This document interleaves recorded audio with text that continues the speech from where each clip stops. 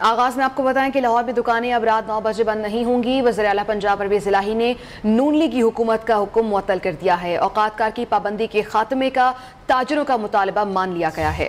وزیر اعلیٰ پنجاب پرویز الہی نے کاروباری سرگرمیاں اتوار کو بھی جاری رکھنے کی اجازت دے دی ہے۔ اسی حوالے سے تفصیلات جانیں گے اپنے نمائندے عامر سلامت سے۔ عامر، اپڈیٹ کیجیے گا۔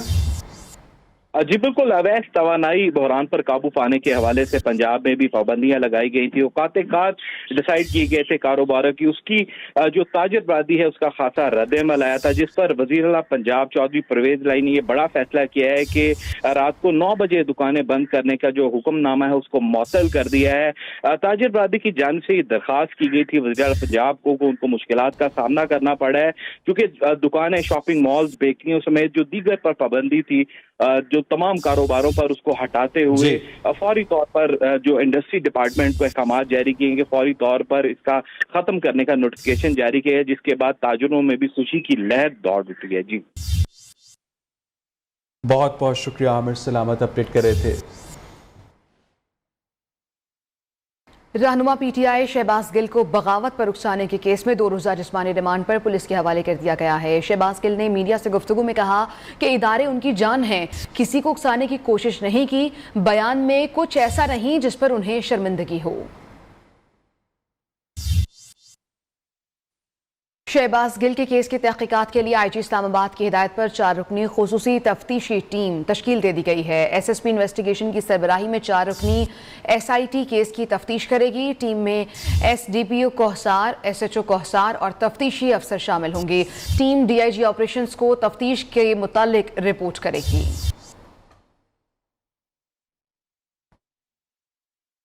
ادھر پی ٹی آئی کی سیاسی کمیٹی کا اجلاس بنیگالہ میں شروع ہو گیا۔ تحریک انصاف کے سینئر رہنما اجلاس میں شریک ہے۔ موجودہ سیاسی صورتحال اور شہباز گل کی گرفتاری سے متعلق معاملات پر غور کیا جا رہا ہے۔ فواد چودھری کا کہنا ہے کہ عمران خان 5 بجے اہم پریس کانفرنس کریں گے۔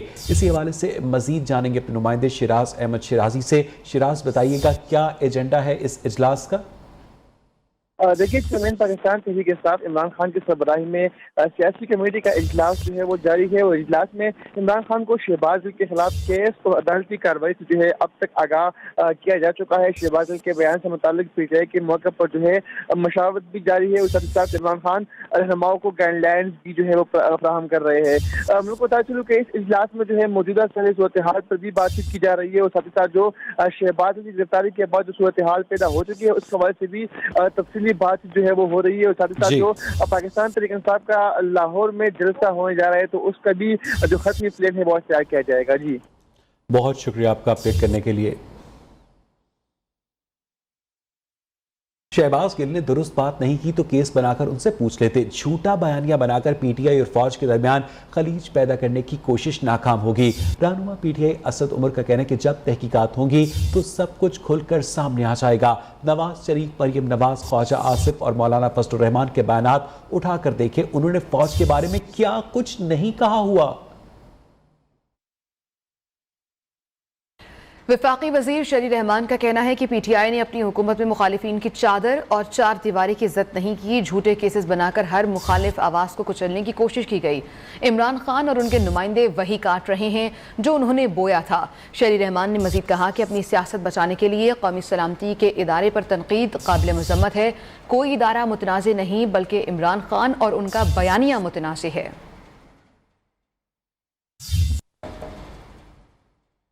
ادھر پاکستان تحریک انصاف نے ممنوع فنڈنگ کیس سے متعلق الیکشن کمیشن کا فیصلہ اسلام آباد ہائی کورٹ میں چیلنج کر دیا۔ عمر ایوب نے الیکشن کمیشن کے فیصلے کے خلاف درخواست دائر کر دی۔ درخواست میں الیکشن کمیشن کو فریق بناتے ہوئے ممنوع فنڈنگ کیس میں الیکشن کمیشن کا شوکاز نوٹس اور الیکشن کمیشن کے 2 اگست کے فیصلے کو قلعدم قرار دینے کی استدعا کی گئی ہے۔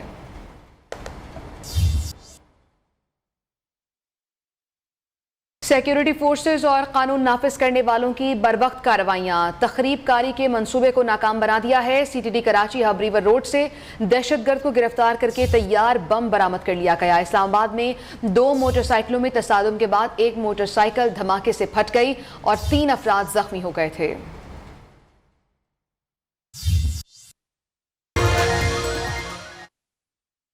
کراچی میں ایک مرتبہ پھر بارش کا سلسلہ شروع ہو گیا۔ مختلف علاقوں میں کہیں ہلکی تو کہیں تیز بارش کا سلسلہ جاری ہے۔ بارش کے بعد سڑکوں پر پانی جمع ہو گیا ہے۔ محکمہ موسمیات نے شہریوں کو غیر ضروری گھروں سے باہر نہ نکلنے کی ہدایت کر دی ہے۔ تیز بارش کے باعث کراچی میں اربن فلڈنگ کا خطرہ ہے۔ بارش کے بعد شہر کی نشیبی علاقوں کی کیا صورتحال ہے، یہ بتائیں گے ہمارے نمائندے شفقت عزیز۔ دیکھیں، اس وقت میں کراچی کے علاقے ڈیفنس کرنگی روڈ پر موجود ہوں۔ اب سے کچھ دیر قبل ہی کراچی شہر میں موسلا دھار بارش کا آغاز ہو چکا ہے۔ محکمہ موسمیات کے مطابق یہ مونسون کا چوتھا سپیل ہے جو اس وقت اپنی پوری آب و تاب سے جو ہے وہ برس رہا ہے۔ محکمہ موسمیات نے اس سے قبل پیشن گوئی کی تھی کہ 7 تاریخ سے لے کر 10 تاریخ تک جو ہے کراچی شہر میں موسلا دھار تیز بارش ہو سکتی ہے، تو محکمہ موسمیات کی پیشن کے سچ ثابت ہو چکی ہے، اور آج کراچی کے جو مختلف علاقے ہیں جن میں کراچی کا علاقہ ڈیفنس ہے، کورنگی ہے، گلشن اقبال ہے، یونیورسٹی روڈ ہے، کالا پل ہے، اس کے ساتھ جو دیگر علاقے ہیں وہاں پر جو ہے وہ موسلادھار بارش ہو رہی ہے۔ تاہم محکمہ موسمیات نے شہریوں کو خبردار کیا ہے کہ وہ غیر ضروری گھروں سے باہر نہ نکلیں۔ اور دوسری طرف اگر بات کریں موسم کی، تو موسم جو گزشتہ روز سے کافی گرمی تھی، اس وقت موسم کافی خوشگوار ہو گیا ہے اور لوگ جو ہے وہ بھی گھروں سے نکل آئے ہیں اور اس موسم کو انجوائے کر رہے ہیں۔ جی، کراچی کے علاقے صدر میں تیز بارش کے بعد پانی جمع ہو گیا ہے، جس سے ٹریفک کی آمد و رفت بری طرح متاثر ہوئی ہے۔ شہریوں کو شدید مشکلات کا سامنا ہے۔ بارش کے بعد پیدا ہونے والے مسائل سے متعلق مزید بتائیں گے زاہد غفار۔ کراچی میں بالکل مونسون کا جو چوتھا اسپیل ہے وہ جم کے برس رہا ہے، اور جیسے کہ پیشن گوئی کی گئی تھی کہ آج کراچی میں موسلا دھار بارش ہوگی، تیز بارش ہوگی، تو وہ بارشوں کا سلسلہ جو شروع ہو چکا ہے۔ اس وقت میں موجود ہوں صدر کے علاقے میں، اور ڈاکٹر داؤد پوتا یہ روڈ ہے میرے کپ میں، آپ کو دکھ رہا ہوگا کہ کس طرح تھوڑی سی بارش ہوئی ہے لیکن پانی جمع ہو چکا ہے سڑک کے اوپر، اور ٹریفک بھی جام ہو گیا روڈ کے اوپر۔ اس کے علاوہ جو گاڑیاں آ رہی ہیں، موٹر سائیکل، رکشا، وہ کافی دشواری کے ساتھ جو روڈ کراس کر رہے ہیں۔ اس کے علاوہ میرے لیفٹ سائڈ کے اوپر جو ہے نجی شاپنگ مال ہے، اس کے سامنے بھی پانی جمع ہے، اور بہت ساری ایسی سڑکیں جہاں پر پانی جمع ہے۔ بارش صرف صدر میں نہیں بلکہ کراچی کے مختلف علاقوں میں ہوئی ہے۔ لیاقت آباد، ناظم آباد، نور ناظم آباد، گلشن اقبال، گلشن حدید، بہت سے ایسے علاقے جہاں پر بارش بہت تیز ہوئی ہے، جم کے برسے بادل، جبکہ کچھ علاقوں میں ہلکی بارش ہوئی ہے، تو یہ اتنی پریشانی یہاں پر نہیں ہوتی، لیکن کیونکہ ٹریفک جام ہے، بارش کا پانی بہت زیادہ جمع ہو گیا ہے، لوگوں کو دشواری کا سامنا ہے۔ یہی حال جو کراچی صدر میں ہے، اسی طرح جو ہے دوسرے علاقوں میں بھی بارش کا پانی جمع ہو گیا ہے اور لوگوں کو دشواری کا سامنا ہے۔ جی، پی ٹی آئی کے رہنما مراد سعید اس وقت پریس کانفرنس کر رہے ہیں۔ مستقبل میں آپ ہمارے ساتھ کیا کر رہے ہیں، اور فینسنگ کے باوجود کیا لوگوں کے آنے کی اور سرگرمیاں اس طرح بڑھانے کی کوئی حکمت عملی ہے، تو وہ بھی قوم کو بتا دی جائے۔ اور پھر چھٹا سوال میں یہ پوچھتا تھا کہ فینسنگ ذمہ داری کس کی ہے یار؟ انٹیریئر منسٹری کی ہے، تو انٹیریئر منسٹری تو یہاں پہ روزانہ اس کو اندر ڈالو، اس کے ساتھ یہ کر دو، اس میں مصروف ہے۔ ڈیفنس منسٹری کی ہے، وہ تو جھکتے مارنے سے وہ فارغ نہیں ہوتا، یا کسی اور کی ہے، تو ان سوالوں کے ہمیں جواب دیے جائیں۔ پوری طور پہ خاموشی تھی میرے پاکستانیوں۔ امپورٹڈ حکومت سے میں پوچھتا رہا، ریجیم چین آپریشن کے دوسرے مرحلے کا میں بتاتا رہا، اور پھر میں نے یہ بھی بتا دیا کہ اس میں پلاننگ یہ بھی کی گئی ہے بدقسمتی سے کہ ہمارے لاشوں کے اوپر کسی قومیت کے نام پہ سیاست کرنے والی جماعت کی ریوائیول، یہ پلاننگ کا حصہ میں 1.5 مہینے پہلے بتا چکا ہوں کہ تحریک انصاف کو ٹارگٹ کرو، کسی کی ریوائیول کرو، آگ لگا دو، اور پھر اس کے بعد امریکہ کے مفادات بھی، کسی سیاسی جماعت کے مفادات بھی۔ اور آخری چیز میں نے بتائی تھی کہ فاٹا کے مرجر کے خلاف اگر کسی نے افغانستان میں آپ سے کمٹمنٹ لی ہے یا مطالبہ کیا ہے، آپ کا اس کے اوپر کیا جواب ہے؟ اور پاکستان میں ایک مذہبی جماعت ہے جو اس کے خلاف تھی ہمیشہ سے۔ تو پھر کیا یہ کمبینیشن ہے یار؟ یہ کیا گیم کھیلا جا رہا ہے؟ کہا گیا کچھ نہیں ہو رہا، کہا گیا کہ ایسی سوال اٹھا رہے ہیں، کنسپیریسی تھیوریز ہے، پتہ نہیں کہ کہاں سے اس کے دل میں یہ خیال آتے ہیں اور سوال پوچھنا شروع کر دیتا ہے۔ ثابت ہوا میرے پاکستانیوں، اور میں نے یہ بھی وارن کیا تھا، اور میں وارن کرتا گیا، اپنے قوم کو بتاتا رہا۔ آج مجھے دکھ اس چیز کا ہے کہ ہمارے جو امپورٹڈ حکومت ہے، امریکی غلام، اعلی کار اور سہولت کار، سب خاموش رہے، کسی نے ذمہ داری نہیں نبھائی، بلکہ گیم کا حصہ تھے۔ میرے پاکستان کو، میرے پختونوں کو ایندھن بنا کے اپنے مفادات کا اصول چاہیے تھا، پھر سے ہمارے گھروں میں لاشیں گرانی تھی۔ اور اس کے ساتھ افسوس اس چیز کا ہے کہ کسی بھی میڈیا نے رپورٹ ہی تک نہیں کیا، اور جب آگ لگی اور اب اطلاعات آ گئی کہ لوگ پہنچ گئے ہیں تو کوئی ٹویٹ بھی کرتا ہے, کوئی اس کے اوپر بات بھی کرتا ہے. تو میرے پاکستانیوں, آپ نے آواز اٹھانی ہے, اور میں مطمئن کس چیز پہ ہوں کہ میری قوم نے, کل آپ نے دیکھا ہوگا کہ پورے مراکن ڈویژن کے لوگوں نے اس کو مسترد کر دیا. قوم کھڑی ہو گئی ہے. قوم نے ریاست کو واضح پیغام دیا ہے کہ ہم کسی کی جنگ میں ایندھن نہیں بنیں گے, ہمارے لاشوں کے اوپر کسی کے مفادات کا تحفظ نہیں ہوگا, ہم کسی اور کی جنگ کا حصہ نہیں بنیں گے. میرے پاکستانیوں, آج تو تمام جماعتیں حکومت میں ہیں جو ہمارے اوپر 9/11 کے بعد امریکہ کی جنگ میں ہم گئے. کیا 9/11 میں ایک پاکستانی ملوث تھا؟ نہیں تھا. کیا 9/11 سے پہلے پاکستان میں دھماکے تھے؟ نہیں تھے. جب 2004 میں پہلا آپریشن ہوا, اس کے بعد آپ کو وزیرستان, کرم, خیبر, ساؤتھ وزیرستان. رہنما پی ٹی آئی مراد سعید اسلام آباد میں میڈیا سے بات چیت کر رہے تھے. انہوں نے کہا کہ ایک گیم کھیلا جا رہا ہے. کہا کہ ہم کسی اور کی جنگ کا حصہ نہیں بنیں گے. یہاں وقت ایک بریک کا آپ رہے گا نیو نیوز کے ساتھ. پاکستان میں کووڈ کے مریضوں کے علاج کے لیے اپنی زندگی وقف کرنے والی جرمن ڈاکٹر رود فاؤ کی آج 5ویں برسی ہے. پاکستانیوں کی مدر ٹیریسا کو ہلال امتیاز ستارے قائد اعظم اور نشان قائد اعظم سے نوازا گیا. قومی اسمبلی کے 9 حلقوں میں ضمنی انتخابات روکنے کے لیے تحریک انصاف کی استدعا مسترد کر دی گئی. اسلام آباد ہائی کورٹ نے الیکشن کمیشن اور دیگر کو نوٹس جاری کر دیا ہے. اس کیس کی آئندہ سماعت 16 اگست کو ہوگی. تفصیلات بتائیں گے ذیشان سید اپنی اس رپورٹ میں. اب آپ کو بتائیں کہ وزیر اعظم شہباز شریف کی فائد شہری کے وعدے پورے نہ کر سکے. کابینہ میں وزراء اور مشیروں کی تعداد 60 سے تجاوز کر گئی ہے. کئی مشیر بغیر کسی محکمے کے کام کر رہے ہیں. رپورٹ کریں گے اسلام آباد سے ریاض تھیم. وزیر اعظم شہباز شریف کی کابینہ کا حجم دن بدن بڑھنے لگا. کفایت شہری کا بڑا دعویٰ کابینہ کے بوجھ تلے دب کر رہ گیا. کئی مشیر اور معاونین خصوصی محکموں کے بغیر ہی مراد سے فائدہ اٹھا رہے. وزارتوں کی تعداد 33 لیکن وزراء کی تعداد 34 ہو گئی. جاوید لطیف 4 ماہ سے بغیر کسی وزارت کے وفاقی وزیر کی مراد کا لطف اٹھا رہے ہیں. چودھری سالک کے لیے وزارت نہ بچی تو انہیں سرمایہ کاری بورڈ کا قلمدان دے دیا گیا. وزارت توانائی کے 2 ڈویژنز میں سے ایک خرم دستگیر کو دے دیا. پیٹرولیم ڈویژن میں مصدق ملک بطور وزیر مملکت کام کر رہے ہیں. سعد رفیق کو 2 اہم وزارتیں ایک ساتھ دے دیں. وہ ریلویز اور ایوییشن کی وزارتیں ساتھ ساتھ چلا رہے ہیں. وزیر اعظم کے 13 مشیروں کے پاس کام ہے نہ ان کے لیے کوئی وزارت. کابینہ ارکان کی تعداد 61 تک جا پہنچی ہے جبکہ سابق وزیر اعظم عمران خان کی کابینہ 52 رکنی تھی. پروڈکشن ٹیم کے ساتھ ریاض تھیم، نیو نیوز، اسلام آباد. اسپیکر قومی اسمبلی راجہ پرویز اشرف اس وقت نیوز کانفرنس کر رہے ہیں. آپ کو براہ راست یہ چلتے ہیں. ہمارے قائدین تھے پاکستان کی جو قیادت تھی، ان کی تصاویروں کو ایک بڑی ترتیب کے ساتھ جو ہے وہ سجایا گیا ہے تاکہ آج ہم ان کو یاد بھی کریں اور ان کے کارنامے بھی یاد کریں اور اللہ تعالیٰ کا شکر ادا کریں کہ جس نے ہمیں اتنا خوبصورت، اتنا اچھا ملک عطا کیا ہے جو آج جس کو ہم اگر دیکھ رہے ہیں تو یہ ہمارے پاس امانت ہے ہماری آئندہ آنے والی نسلوں کی، جس کے لیے ہم سب نے مل کر سیاست سے بالا تر ہو کر، میں سمجھتا ہوں ہر مکتبہ ہائے فکر جو ہے ہم سب نے سر جوڑنے ہیں.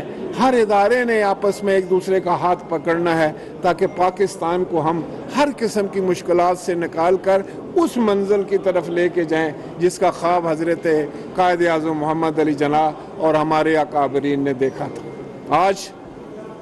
آج آپ نے دیکھا کہ ہم نے جس تصویری نمائش کا افتتاح کیا ہے وہ پاکستان کی تقریباً ایک مکمل پارلیمان کی تاریخ. جس بلڈنگ میں آپ موجود ہیں، جس دن شہید ذوالفقار علی بھٹو اس کا سنگ بنیاد رکھ رہے تھے، وہ تصویر بھی میں نے آج دیکھی اور وہ یہاں پر موجود ہے. جس دن یہ بلڈنگ کا افتتاح ہو رہا تھا، جناب محمد خان جنیجو فرما رہے تھے، اس دن کی تصویر بھی یہاں پر موجود ہے.